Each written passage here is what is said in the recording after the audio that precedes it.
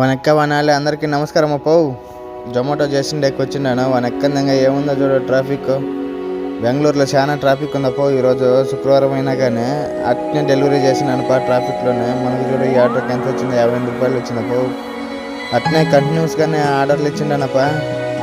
ఈ కస్టమర్ అయితే చాలా మంచివాడప్పో.